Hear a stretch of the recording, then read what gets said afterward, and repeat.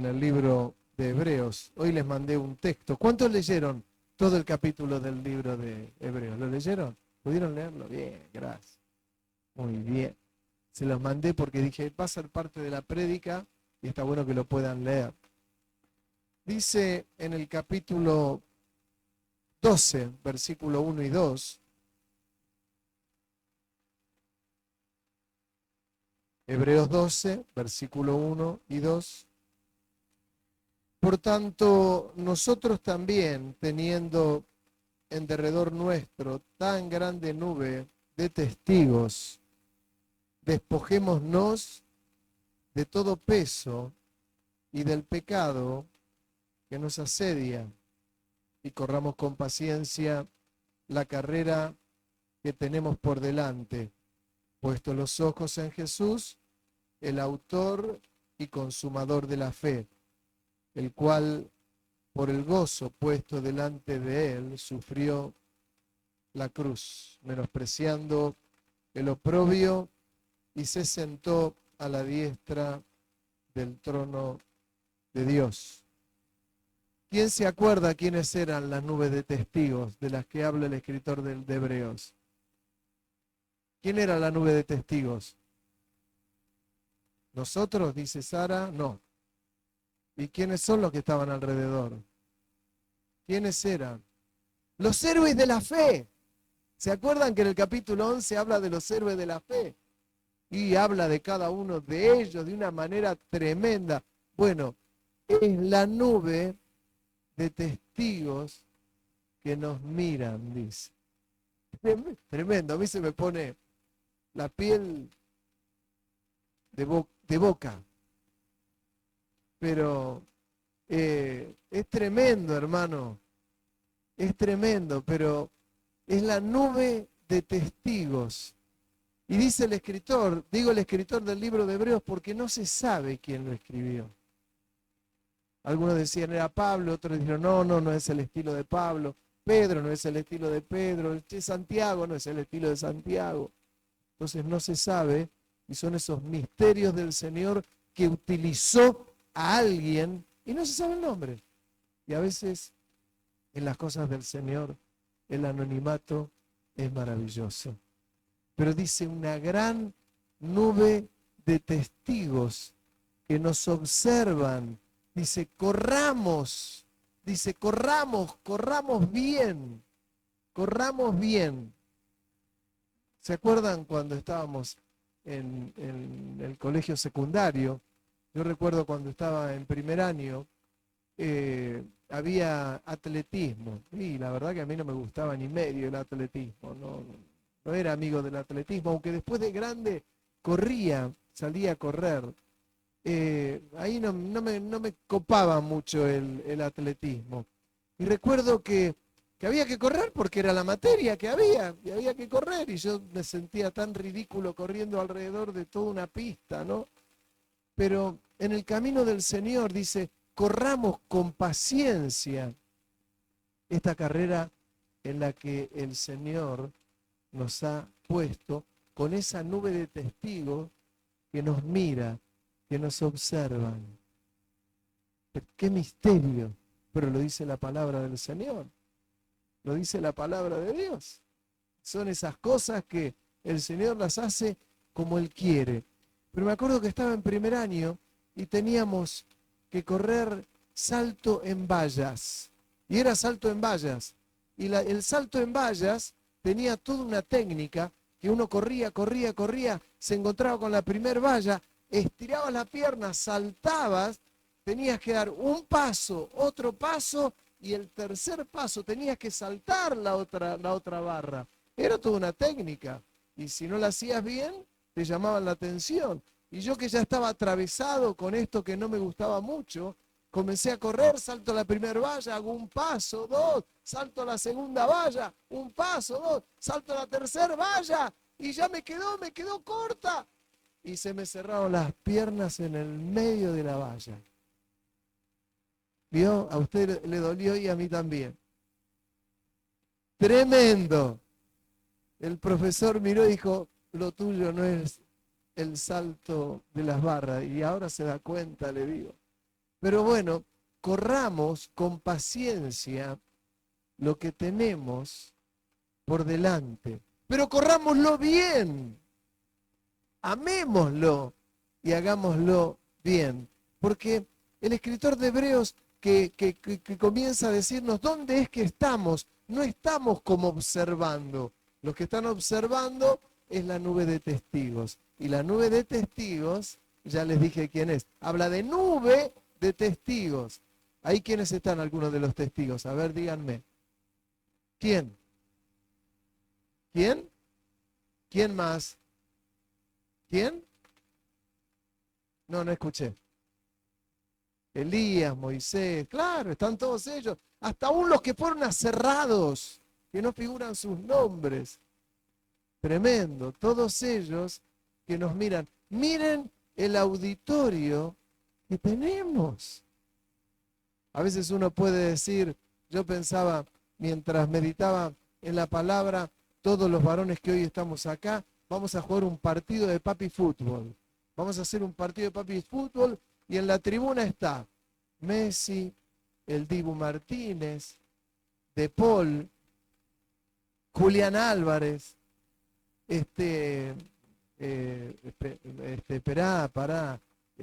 Paredes, Bray, el arquero de Boca, y están todos jugadores de fútbol en la tribuna y nosotros jugando un papi fútbol.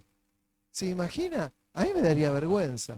Messi que está diciendo, tocala, uy, se agarrándose la cabeza, y nosotros,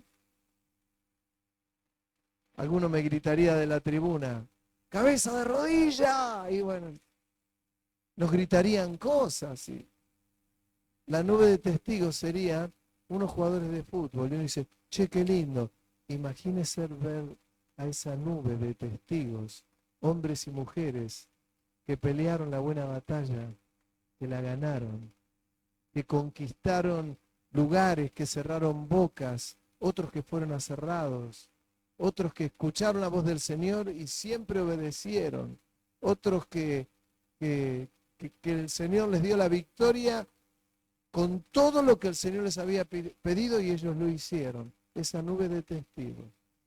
Esa es la nube que nosotros tenemos. No tenemos jugadores de fútbol.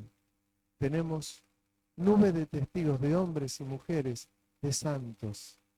Allí está Ruth, ahí está Débora, ahí está María Magdalena, ahí tremendo. Es la nube de testigos. Qué tremendo misterio. Dice que el Señor, tenemos que tener en cuenta lo que hizo el Señor, puesto los ojos en el Señor Jesús, autor y consumador de la fe. En Hebreos, capítulo 12, versículo 3, dice, considerad, habla de Jesús, aquel que sufrió tal contradicción de pecadores contra sí mismo, para que vuestro ánimo no se canse hasta desmayar, porque aún no habéis resistido hasta la sangre, combatiendo contra el pecado. Y el escritor del libro de Hebreos, que ya sabemos que no podemos decir su nombre, dice, tengamos en cuenta quién es nuestro referente. Y nuestro referente está por encima de la nube de testigos. Y el referente es Jesús, que sufrió lo propio. Me encanta esta parte porque muchas veces uno dice, mirá, me siento mal, me siento que me están combatiendo, me siento que me están persiguiendo, me siento... Sentite como se sintió Jesús. ¿No te vas a sentir como se sintió Jesús? Que lo persiguieron.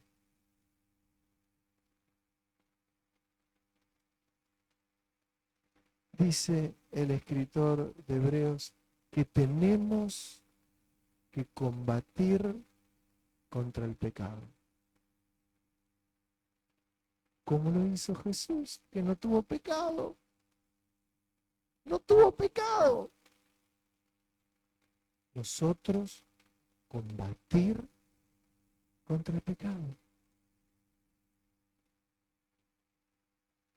Teniendo como referente a Jesús. ¿Pero esto es posible? Claro que es posible.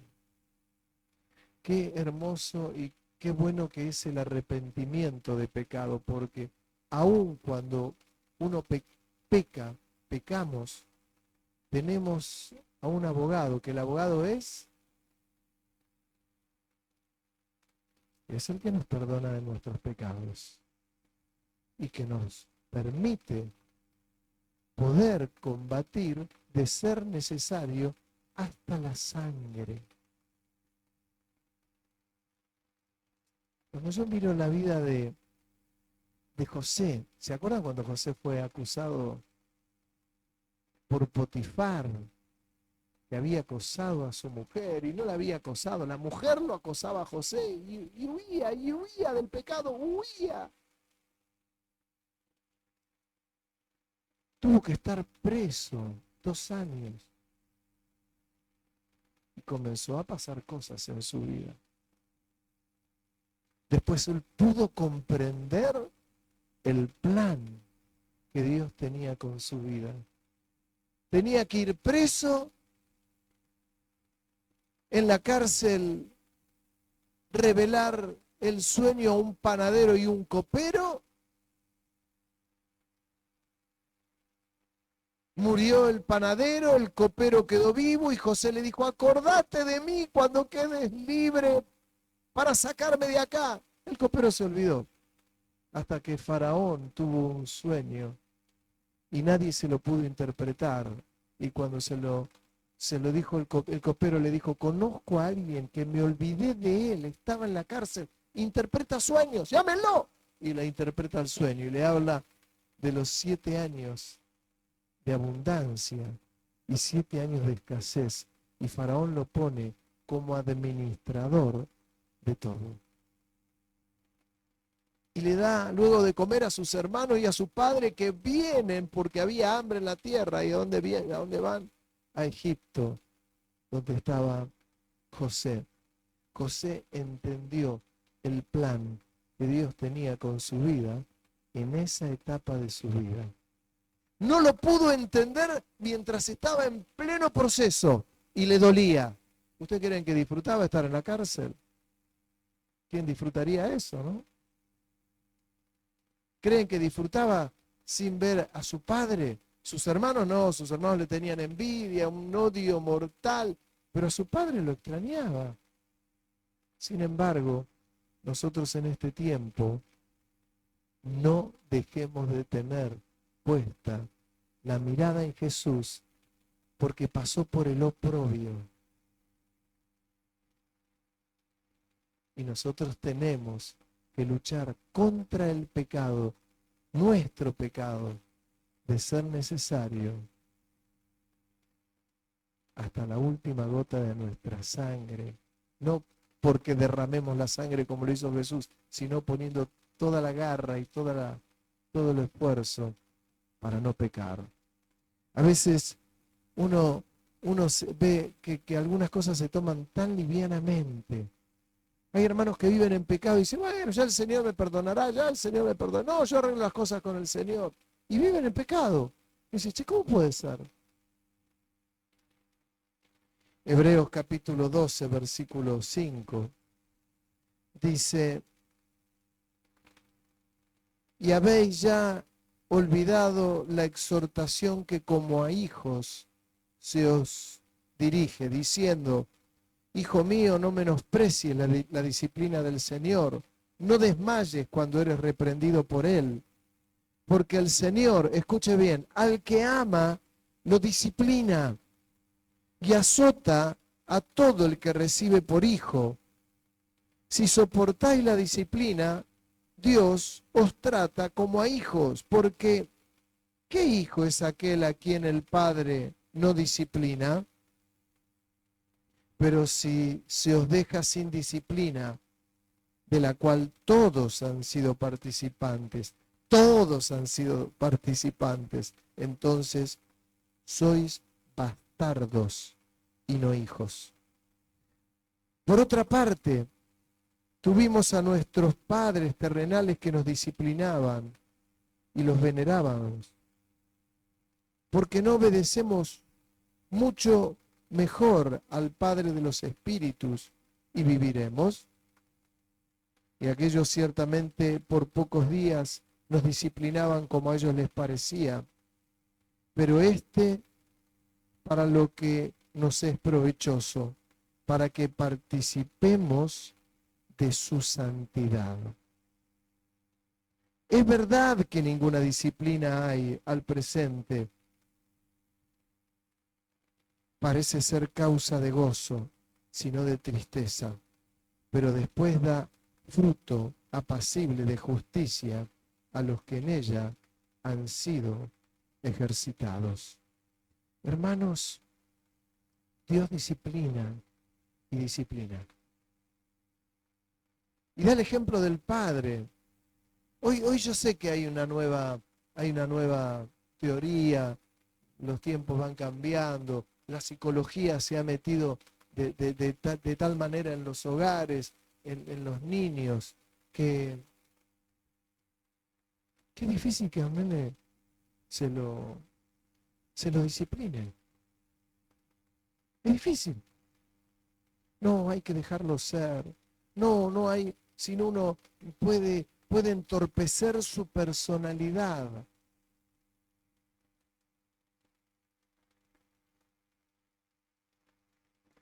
Dice la palabra que si Dios no nos disciplinara a nosotros, es porque, si no nos disciplina es porque no somos sus hijos.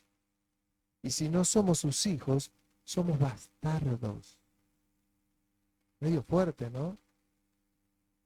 Es decir, que uno termina diciéndole, Señor, gracias por tu disciplina. Gracias. David lo tenía claro. ¿Saben? Cuando David había hecho el censo y él se había equivocado, porque el hacer el censo de la cantidad de soldados que él tenía y de gente, quería decir la fuerza que él iba a tener.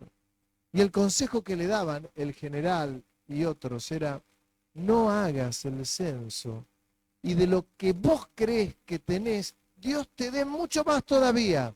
Y él dijo, no, voy a hacer el censo. E hizo el censo. Y le dijeron, tenés tantos soldados, tantos en cada una de estas tribus. Eran miles. Y ahí Dios le habló y le dijo, ¿estás confiando en mí o en los hombres? ¿No aprendiste todavía? Y Dios lo disciplinó. Y lo disciplinó muy fuerte. Dios le dio 3 opciones de cosas que le iban a elegir. Y Dios lo amaba tanto, pero lo iba a disciplinar, que le dijo, elegí una de las 3. Y él dijo, prefiero caer en las manos del Dios viviente, porque tú eres misericordioso. Es la disciplina de Dios. Muchas veces yo he visto gente que se ha enojado con la disciplina de Dios. Y lo ha disciplinado el Señor y ha tocado algo de su vida y lo disciplinó y no le gustó. ¿Y Dios disciplina? Claro que Dios disciplina. ¿Nos equivocamos? Claro que nos equivocamos. ¿Quién no? Pero prefiero que me discipline el Señor porque soy su hijo y no que no me discipline porque soy un bastardo.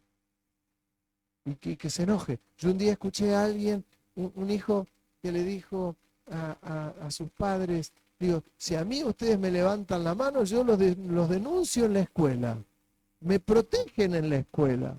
No me pueden levantar la mano. Está bien, si yo no hablo de que hay que pegarle a los niños. A los niños se los puede disciplinar con la palabra y se los debe. Ya se acabó la época aquella que se acuerdan, algunos de ustedes le habrán dado, ¿no? No. Nos dieron. Cuando éramos chiquitos nos daban. Mi papá, ni que la varita, vení que tenemos que hablar. Oh. Cuando me decía tenemos que hablar, temblaba todo. Eso no es disciplina, eso es crueldad, eso es brutalidad. padres que le pegaban un cachetazo en la cara al pibe y le dejaban toda la cara desfigurada. Eso es crueldad. Pero la disciplina bien ejercida, a los chicos los toca, los toca. No me voy a meter en esa área un poquito más, ni un minuto. Pero dice en el versículo 12, dice, por lo cual, y esta parte es muy interesante, levantad, que la disciplina del Señor es, y esto es importante, para que participemos de su santidad. Diga conmigo santidad. Porque Dios nos llama a ser santos. Algunos dicen, no, qué locura. Dios nos llama a ser un pueblo santo. Dijo Dios, sed santos como yo soy santo. Y algunos le tienen miedo a esta palabra. Pero la disciplina es para que participemos en la santidad de Dios. Es verdad que ninguna disciplina dice, al presente parece ser causa de gozo, sino de tristeza, pero después da fruto apacible de justicia a los que en ella han sido ejercitados. Y bien vale el ejemplo que les daba de José. Aun cuando él estaba viviendo un montón de cosas, que dice, che, pero ¿por qué? Primero lo tiran en un pozo, después lo venden, después que lo venden a los ismaelitas, Potifar lo compra, se lo lleva como un esclavo, después lo acusan de algo que no hizo, lo meten preso y ya les conté el resto de la historia. ¡Caramba! En el versículo 12 dice, Hebreos 12:12, por lo cual levantad, esta parte es maravillosa, levantad las manos caídas y las rodillas paralizadas y haced sendas derechas para vuestros pies, para que lo cojo no se salga del camino, sino que sea sanado. Seguid la paz con todos y la santidad, sin la cual nadie verá al Señor. Mirad bien, no sea que alguno deje de alcanzar la gracia de Dios, que brotando alguna raíz de amargura os estorbe y por ella muchos sean contaminados. Estos 4 versículos son sin desperdicio. Primero dice, levantad las manos caídas, las rodillas paralizadas, porque estamos por correr. ¿Se acuerdan que una gran nube de testigos nos están mirando? Bueno, estamos corriendo, estamos corriendo, estamos corriendo. Las rodillas paralizadas que se muevan, los brazos caídos que se levanten, que se levanten. Muchas veces uno cae en determinada situación y dice, estoy deprimido, tengo problemas con el trabajo, estoy deprimido por esto, estoy deprimido por esto, y no me sale nada bien, y me deprimo y me paralizo. Y el escritor de los Hebreos, él habla, dice que uno no tenga ni las manos caídas ni las rodillas paralizadas. Dicen que hagamos sendas derechas para que todo, que aún el que es cojo pueda estar sano y pueda correr. Y pueda correr. Hermano, estás puesto en el camino del Señor para correr. A mí me encantó que el día sábado fueron unos hermanos a Tandil. Los 4 que fueron volvieron tan contentos, vinieron gozosos. Abel, gracias por permitirnos poder ir. Qué bueno, fueron ellos con su esfuerzo, lo hicieron contentos, felices. ¿Por qué? Porque estamos en una carrera, en el camino del Señor. No es para que nos sintamos con las manos caídas ni las rodillas paralizadas. Es para que podamos correr sanos en el camino del Señor, en este camino glorioso que Él nos puso. Somos afortunados.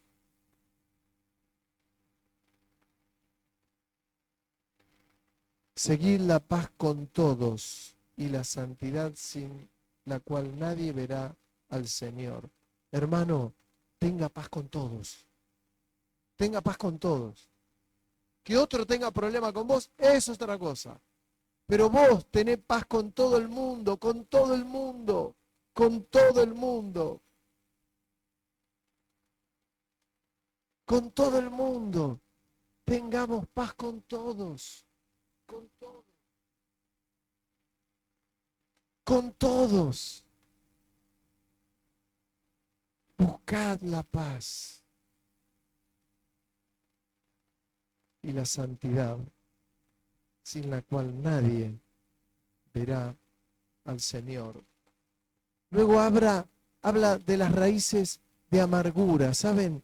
A veces uno va acumulando cosas que no las resuelve.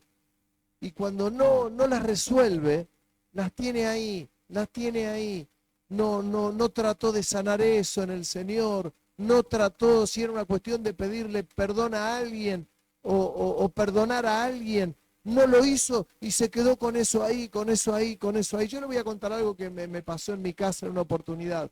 Hay una planta que se llama, dicen que es de café, que nunca alcanza a saber nada, pero que es como un yuyo y brota en cualquier lugar. Yo tengo un cantero y ahí creció una planta, en un momento estuvo así cortita y yo no la saqué, la tendría que haber arrancado. Y empezó a crecer y ya me preocupó. La saqué, la corté, le tiré matayuyo, volvió a crecer. Le volví a tirar matayuyo, la crecí. Hoy es un tronco así. Me rompió todo un cantero, toda la pared, la raíz me la destrozó. Pero yo la podría haber sacado cuando era chiquita esa planta. Me rajó toda una pared que la tengo que arreglar. Un peligro. Por no haber sacado una raíz de amargura. Esto en la realidad, en lo espiritual, ¿qué pasa? Acomodé algo, pasó algo acá. Ay, no me gustó lo que me dijo el pastor, no me gustó, acá está. Y bueno, lo sufro. Y lo tengo acá y no le gustó lo que te dijo el pastor, o un diácono, un anciano, un hermano, un vecino. Y la tengo acá, y sacala. No me molesta, pero en el fondo sí me molesta. Y después hace un árbol, una raíz gigante. Y levanta todas las paredes, me abre todos los pulmones, los riñones, el hígado, el estómago, el dedo del pie, todo. Y un día exploté y ese árbol entero se lo tiré encima a la persona que, por no haber arreglado algo, por no haber sacado una raíz de amargura. Parece delicado, ¿no? Y los testigos que nos están mirando. Mirá la raíz que tiene el hermano, mirá el pastor, la raíz que tiene. Tire glifosato, hermano, ahí, queme con todas las raíces. Sáquelas. Porque no solamente nos hace mal a nosotros. El escritor del libro de los Hebreos dice que brotando alguna raíz de amargura os estorbe y por ella muchos sean contaminados. Y acá voy a explicar lo de contaminados como es. Y yo tengo una raíz de amargura, ¿viste? Me dijo Richard esto y me afectó. Y se lo digo a uno y se lo digo a Johnny, y se lo cuento a Andrea y se lo digo a Giselle. Se lo digo a Juan Domingo, voy en el auto y no sabe lo que me hizo el hermano, la raíz de amargura. Y comienzo a contaminar a otros. Y contamino a otros. Y contamino a otros. ¿Y cómo saco eso después? No lo sacas. Es como cuando uno peca contra otro y cuenta un chisme. Dice, no sabés, fulano de tal hizo esto y esto. Y un día a alguien le preguntaron, ¿cómo soluciono esto? Y alguien le dijo, un predicador a una persona, le dijo, mire, traiga un almohadón de plumas. Bueno, póngalo en la vereda. Abrió el almohadón de plumas, desparramó todas las plumas con viento sur y el viento hizo... Y vino la persona y le dijo, ya desparramé todas las plumas del almohadón. Bueno, ahora anda y juntalas. ¡No puedo! Bueno, esto es lo que ocurre cuando vos tenés una raíz de amargura y vas con un chisme y se lo decís a otro y a otro y a otro y a otro y a otro. ¿Cómo juntás esas plumas? Desplumaste a alguien. Desplumamos a alguien y ahora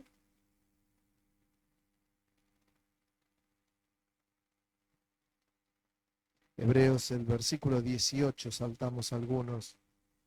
Hebreos 12, 18, porque no os habéis acercado al monte que se podía palpar y que ardía en fuego, a la oscuridad, a las tinieblas y a la tempestad, al sonido de la trompeta y a la voz que hablaba, la cual los que lo oyeron rogaron que no se les hablase más, porque no podían soportar lo que se ordenaba. Si aún una bestia tocar el monte, será apedreada y pasada con dardo. Y tan terrible era lo que se veía, que Moisés dijo, estoy espantado y temblando, sino que os habéis acercado, escuchen, al monte de Sión, a la ciudad del Dios vivo, Jerusalén la celestial, a la compañía de muchos millares de ángeles, a la congregación de los primogénitos que están inscriptos en los cielos, a Dios el juez de todos, a los espíritus de los justos hechos perfectos, a Jesús el mediador del nuevo pacto y a la sangre rociada que habla mejor que la de Abel. Mirad que no desechéis al que habla, porque si no escaparon aquellos que desecharon al que los amonestaba en la tierra, mucho menos nosotros, si desecharemos al que amonesta desde los cielos. Dice, os habéis acercado al monte de Sión, a la ciudad del Dios vivo.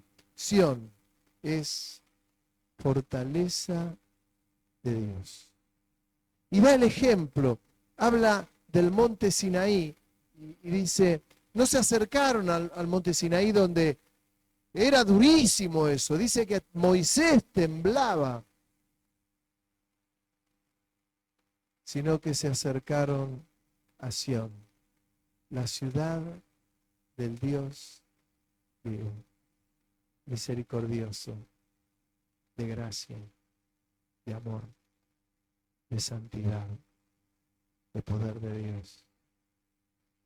Era como una ciudad de refugio, ahí donde nos escondemos, en la presencia de Dios. Y sabe, ahí obtenemos todo el oportuno socorro, siempre. Ahí el Señor me bendice, ahí me disciplina, me corrija, me habla al oído, corregí esto, corregí aquello otro, y es maravilloso. Me enseña a amar la santidad, me enseña a amar a mi hermano, me enseña que tengo que amar a mi hermano y a mi hermana, y que no tengo que tener ninguna raíz de amargura. Finalmente el versículo 28, el versículo 28 dice, así que recibiendo nosotros un reino inconmovible, tengamos gratitud y mediante ella sirvamos a Dios agradándole con temor y reverencia, porque nuestro Dios es fuego consumidor. Estábamos hoy en el culto y todos nosotros somos conscientes que el que está en este lugar es la presencia de Dios. Es la presencia de Dios. Que nos alcanza, que en una predicación o en el culto a través de una palabra nos exhorta, nos edifica o nos consuela. Pero nunca la palabra de Dios va a venir vacía. Que en esta noche hubo exhortación, sí. Que hubo edificación, sí. Que hay consuelo, sí. Lo importante es que sepamos nosotros cómo enfocarnos en lo que Dios quiere para nuestra vida. Y sobre todo, no olvidarnos que Dios está buscando un pueblo santo para sí. Y que nos ha llamado para esto, para esto, para ser un pueblo santo y agradar a Dios. ¿En qué? En todo. Desde que me levanto hasta que me acuesto y cierro mis ojos. Y si me despierto, como muchas veces me pasa y a usted posiblemente también, 3, 4 de la mañana, que sea para agradar a Dios. Amén. Amén. Padre, en el nombre de Jesús te damos gracias por tu palabra. Nos encomendamos en lo que queda del día, Señor, y que podamos meditar en esta tu palabra y prestar atención a tu palabra que es tan preciosa y tan bella. Que pueda hallar cabida en cada uno de nosotros, Señor, y pueda tener raíces profundas en nuestro corazón. Acompáñanos a llegar a nuestros hogares, Padre, en el nombre de Jesús. Amén. Hermano, que Dios le bendiga.